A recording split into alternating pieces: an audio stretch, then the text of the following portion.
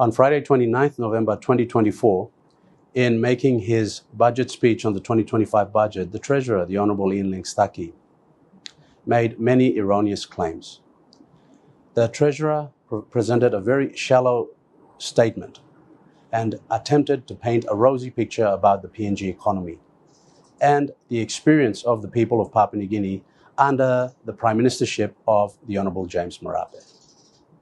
In his speech, the Treasurer failed to make any mention of the insatiable appetite for borrowing, this addiction to debt, where the country's debt level has increased from 25 billion to 62 billion under the watch of the Honourable James Marape and Ian Staki as the Treasurer.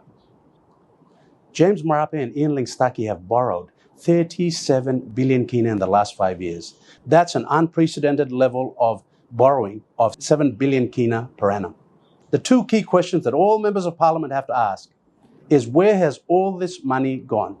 The impetus for borrowing is to fund capital investments, infrastructure that'll spur economic growth and create jobs. Where has all this debt gone? 37 billion, it's unprecedented. The second question that all members of parliament have to ask is, the 2024 budget failed. Ministers did not receive full allocation. Some got 20%, some got 40%. All districts and provinces missed out on receiving the total DSIP, PSIP, PIP funding, infrastructure grants.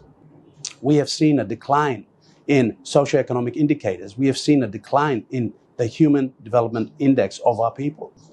So how have we spent 37 billion kina and increased this debt burden to 62 billion kina that will affect interest rates? It'll make it harder for businesses to invest. It'll make it costlier for consumers to borrow.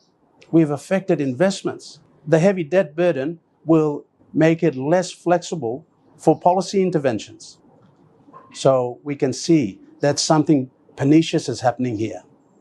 With the 2019 amendment to Section 31 of the Public Finance Management Act, giving total warranting powers to the Treasurer, coupled with the fact that this 13-year budget repair fallacy started in 2022, it begs the question, who created the debt that Staki is trying to resolve with this 13-year budget repair strategy?